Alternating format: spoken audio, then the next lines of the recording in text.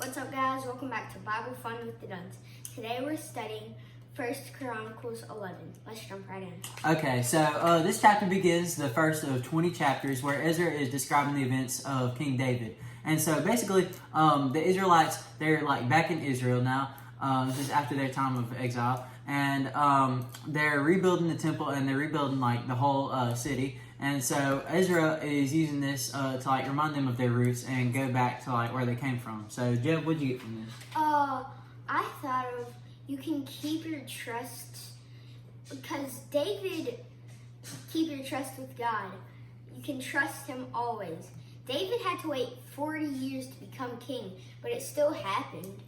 That's right. So David, he was really young when he was promised to be king, when he was anointed. But it wasn't until he was around 40 years old that he was actually able to take up that role. So he had to wait, and he had to go into hiding even because Saul felt threatened. But eventually, God's promise came true. So I like that. John, what'd you get? All right, so what I got from this is I wanted to talk about how even all of this... all right, so do you remember Bathsheba?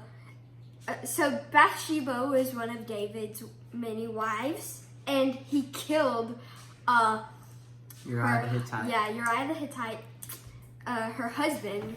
So, yeah. And so when he was just doing that list of names, it was like a little Easter egg thingy where it mentioned Uriah the Hittite. And we thought it was just to remind us that, like, yeah, they did all these great things, but they were not perfect. They sinned, and yeah. Okay, so what I got from this, it talks about David's mighty men, and that's what it calls them. It has one of these guys. He went and he stood in the middle of a field and he killed like 300 people with a spear. There was another guy, Benaiah. He jumped into a pit with a lion and killed the lion. And then there was this other guy. He was fighting a guy who was 7.5 feet tall. That's like bigger than Shaquille O'Neal. And he took that guy's spear and he killed him. And so we see all of these things, and we're like, how the heck is this happening? These guys got to be like superheroes, or it has to be like a miracle, and that's because it is a miracle.